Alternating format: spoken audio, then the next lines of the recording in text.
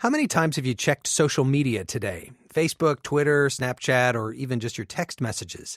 Probably too many times if you ask Tim Ferriss. He's the Silicon Valley entrepreneur who wrote The 4-Hour Workweek and Tools of Titans, the tactics, routines, and habits of billionaires, icons, and world-class performers. He also hosts the Tim Ferriss Show podcast, and he's become a big advocate of social media fasting. He joins us via Skype from San Francisco. Welcome. Thanks for having me. So, first of all, explain this idea. What is a social media fast? Social media fast is a fast, I suppose, like any other. In this case, you're simply giving up, whether it be a device or a particular type of social media site. And I do this at least once weekly. I have screen-free Saturdays, which are effectively electronics-free, which of course includes social media.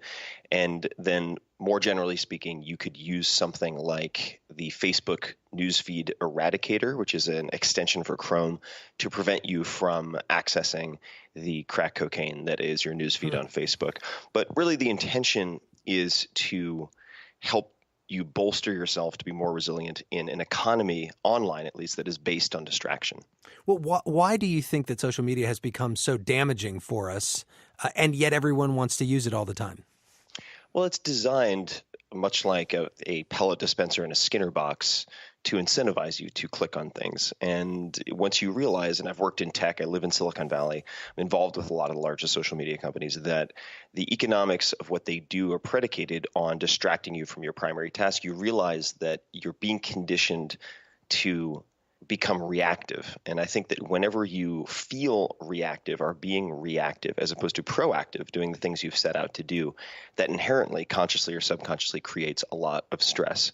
And whether it's social media fasting or reading Stoic philosophy or doing other types of literal fasting with very little or no food, for instance, my goal is always to act proactively and inoculate myself against the whims of fortune, as it were. But when you're directed by social media, I think it's very easy to lose a sense of agency, and you can see it. I mean, you go into any subway station, you walk down any street in a city, you will see 70, 80% of the people staring into their phones as they walk or stand. Well, and the other thing that you've pointed out as well is that there's a negativity on social media, especially Twitter, I would say, but Facebook as well, and maybe some of the other platforms as well. There's a negativity there that really weighs on you. There is, and the brilliant aspect, or one of the brilliant aspects of the internet, is that every genius has a voice, whether they're in New York City or in a rural village in Africa, but every idiot also has a voice. And the fact of the matter is that negativity in general rules. It really is Lord of the Flies, in a sense, online.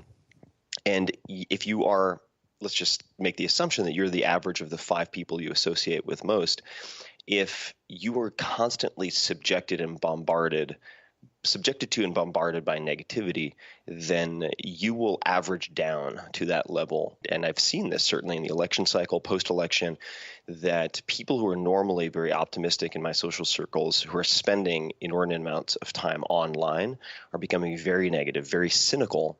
And that is not empowering, to be responding to every person who in real life you would never have a debate with. How much do you think that Donald Trump has affected the world of social media? Because he uses it all the time, and he uses it in a different way than certainly we've seen politicians use it in the past. I think that he's been very intelligent in many respects in how he's used social media, and he's been able to get billions, probably tens, maybe hundreds of billions of free media impressions from people who claim to dislike him. So there is a certain Jedi mind trick genius to it. But if I am in a world with, say, political saturation or religious saturation, any debate where the opposing side, let's say, in any argument is not going to change their minds, there's no data you could provide to either side that is going to convince anyone to change their positions, then I opt out.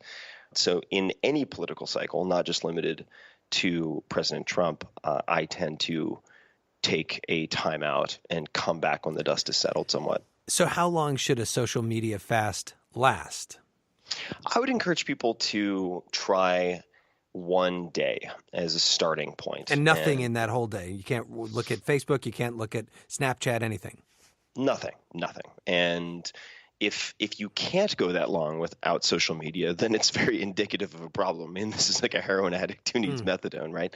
And for a lot of people, it will feel like a 3-day vacation because they won't even have realized that their new normal is as reactive and stressful as it is. It's just a low-grade anxiety that follows them all day, so it's become their new normal. And when they take away the social media for even 24 hours, I recommend a screen-free Saturday, for instance, where you don't use any computers, and if you use your phone, use it only for texting, no apps that are social media related. You could use an Uber or something like that to pick you up, but otherwise no social media. And it is incredible what a psychological relief it is and how much recovery it allows people to have. So I would say screen-free Saturdays, start with that. Some people may be surprised to hear you saying this because, of course, you have built a big business on your brand and you've certainly had some success because of your presence on social media. Well, not just that. I mean, my primary financial career has been investing in technology, and I was an early investor in Facebook, Twitter, Alibaba, Duolingo, Uber. I was pre-seed advisor. That's been my career, and I am very proud of that in many, many respects because these are tools that can be used to incredible means and have been used in political activism and otherwise, but they make fantastic tools and a terrible master. And I think that is the delineation that we have to make. You know, are you using your technology or is your technology using you? And there is a point where an enabling behavior becomes a compulsive and then disabling behavior. And we've already crossed that chasm. It's just astonishing to me, but not surprising in some respects, how dependent we are on the somewhat meaningless and certainly ephemeral feedback that we get from strangers on the internet. I think that's a dangerous dependence to develop. As you mentioned, you've been involved with some of the biggest companies in Silicon Valley. Do you believe that we're in a tech bubble right now, as some do? I think that we always go in boom and bust cycles. I have not been investing for 2 years because the signal to noise ratio had become very difficult for me as an individual without a fund and a firm behind me. But I think that question may be above my pay grade, but I'm not worried about whether we're in a bubble or not. The good companies will survive, the good entrepreneurs will remain, and then when there's blood in the streets at some point, could be soon, it will happen eventually, then that's when I will re-enter the scene, pick up some of the pieces, and invest in the diehard entrepreneurs who remain instead of the fair weather entrepreneurs who came in when everything seemed safe. That sounds like you're saying we're in a bubble. Well, I will say those are your words, not mine. But I will say we've had it good for a very, very long time. And I find it hard to believe that will last forever. Since I've been through 2 cycles already in Silicon Valley myself, having moved here in 99, 2000, there is a natural ebb and flow to these things. And we've had the fatted calf for a very long time now. One more thing, Tim Ferriss. How do you think the tech world is handling Donald Trump? Poorly. I think the tech world, there are some who are, I think, looking at it in a long-term, proactive, and positive way.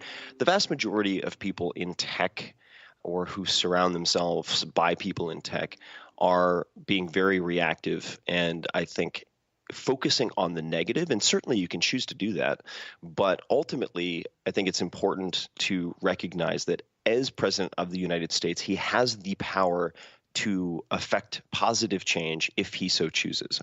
I wish more tech leaders would focus on how they could help inform those potential decisions and steer the ship 1 or 2 degrees or more in a direction that they view as positive, as opposed to simply complaining on the internet. So you think it was a good thing that they all flew out to New York and met with him at Trump Tower? Absolutely. I do, 100%. I don't see the upside to opting out of. I think it would be irresponsible to try not to affect change in this administration. That's Tim Ferriss, who is the host of the Tim Ferriss Show podcast and author of the new book, Tools of Titans. Tim, thanks so much for joining us. Thanks so much for having me.